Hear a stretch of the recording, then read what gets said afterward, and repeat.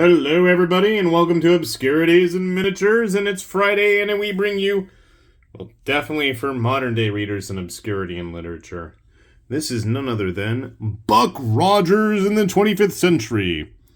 But it's the complete Sundays from 1930 to 1933, put out by Hermes Press. Now, I've had this for some years, came out originally in 2010, don't know if it's been reprinted, or even if there were other volumes. It's one of those things that I've just kind of had, and always meant to get back around to looking for more, and I never have. I read a lot of the dailies, and like many kids from ages past, grew up watching the show,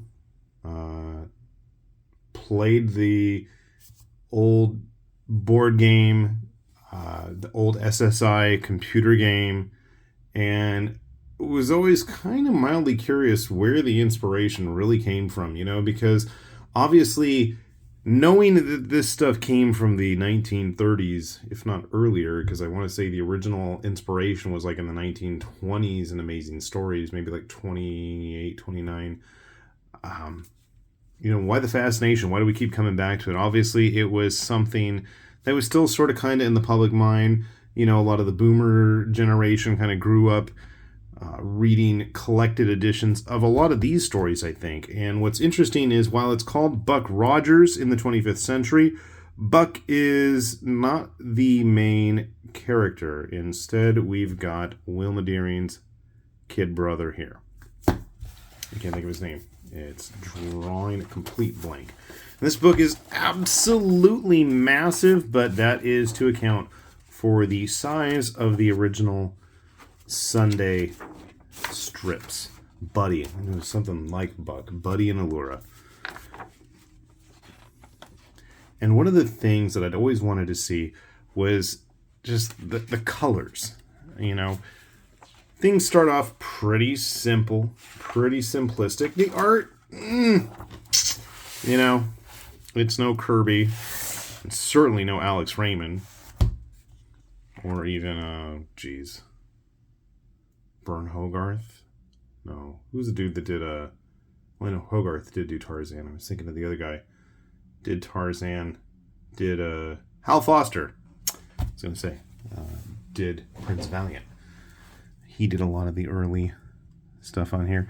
While we may have a very stereotypical looking depictions of certain alien races, I do dig some of the architecture that we see in these early panels.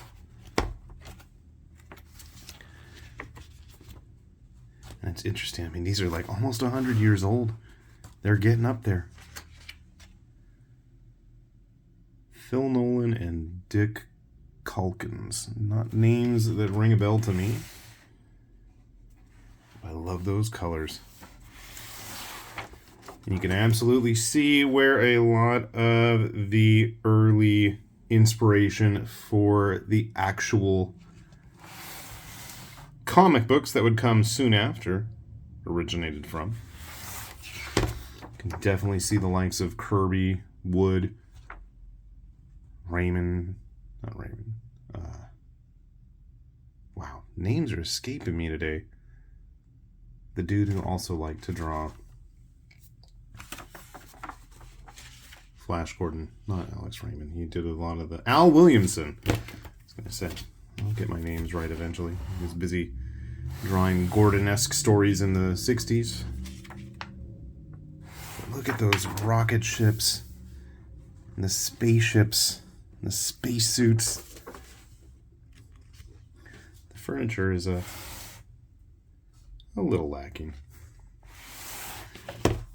I've always been a fan of that kind of retro futurism.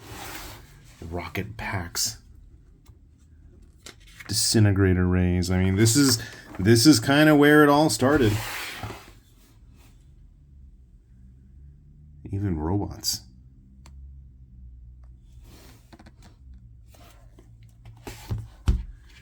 Saturnians. Some interesting get-up for the lady folks there. Obviously, before the comics code had settled in, riding around on giant birds, because that's what we do in the future. Space seahorses. Again, just the language of the spaceships, the language of outer space. You know, this is kind of where it was getting visually decided upon. Battle in space. And if I had been a kid in the 30s, this absolutely would have been just blowing my mind.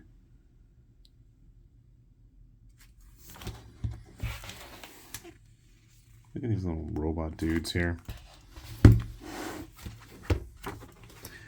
So like the title of the book says, this covers about 3 years worth of stories every Sunday.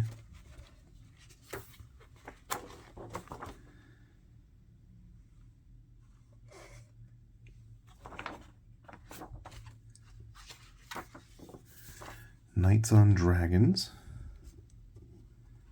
Funky spaceships. Weird aliens.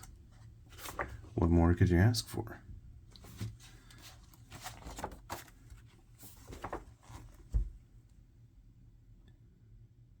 It's funny how the names disappear. I've flipped through and read a few of these stories. I mean, they're obviously a bit dated.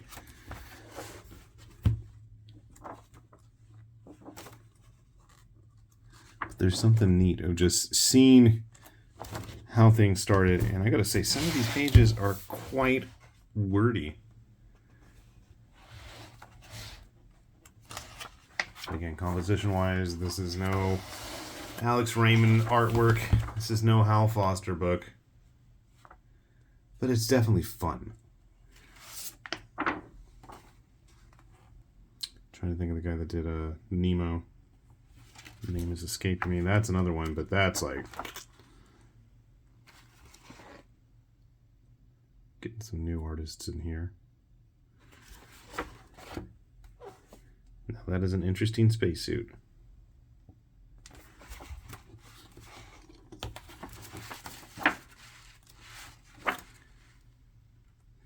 Yeah, some of those aliens are a little bit of a stereotype at times. Some of these panels almost look as if they were aping off of what Alex Raymond was doing with Flash Gordon. I don't know, these pages especially. Still says it's drawn by Dick Calkins. Bit of a War of the Worlds tripod going on there.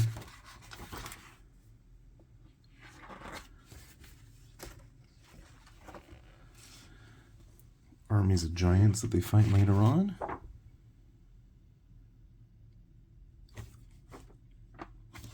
Now here is a cool looking spaceship. And I believe that the intention was in the original newsprints of these, the idea was that kids would cut these out and collect them. Yeah, clip and save, make a rocket ship album. So I'm like, for any of you, oh, and then there's like these character stamps that would have gotten cut out as well. The idea being that you cut the strip down here to view it in here. That's kind of cool. That's right, the tripod things were in the original books. I tried reading the dailies and yeah, they were very dated, but to me this is some neat stuff. Very different, very dated in some ways, but you know, kind of it was breaking new grounds visually, technologically.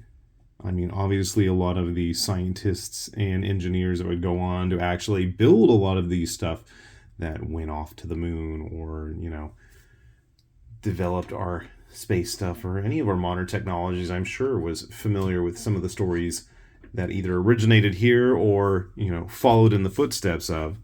So it's kind of exciting and neat to see where a lot of this stuff comes from. So good luck tracking down a copy. I have no idea if there's any out there. I'll take a look.